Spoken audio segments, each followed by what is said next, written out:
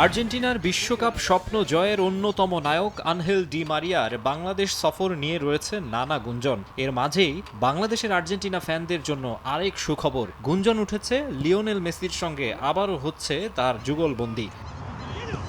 নিঃসন্দেহে এই প্রজন্মের কাছে মেসি আলবি সেলেস্তেদের সেরা। তারকা খ্যাতিতে পিছিয়ে থাকলেও এলএম10-এর সমমানের ধরা হয় একজনকেই, তিনি ডি মারিয়া। গেল কয়েক বছরে আকাশী নীলদের সব অর্জনের পেছনে গুরুত্বপূর্ণ ভূমিকা রয়েছে তার। কোপা আমেরিকা, ফিনালিসিমা আর সবশেষ স্বপ্নিল বিশ্বকাপেও ঝলক দেখিয়েছেন মারিয়া।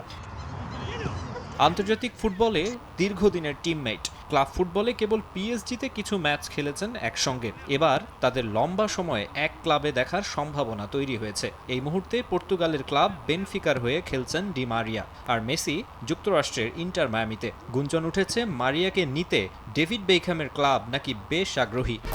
1-2-3 ঢাকায় জমি জিতে নিন 100% ক্যাশব্যাক সহ 20 কোটি টাকার পুরস্কার।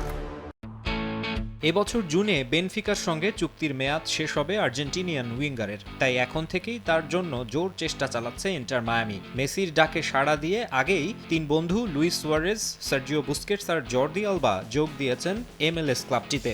ডি মারিয়া যোগ দিলে আক্রমণভাগ শক্তিশালী হওয়ার পাশাপাশি বন্ধুদের দলটাও আরও ভারী হবে, যেন মেসি অ্যান্ড ফ্রেন্ডস ক্লাব গড়তে মরিয়া ইন্টার মায়ামি।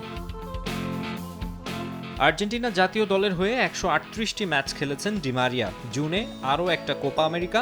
ইন্টার মায়ামি আনুষ্ঠানিক প্রস্তাব দিয়েছে কিনা এখনও নিশ্চিত নয়, তবে ওই কোপা আমেরিকা শেষ না হওয়া পর্যন্ত অন্য কিছু ভাবতে চান না মারিয়া।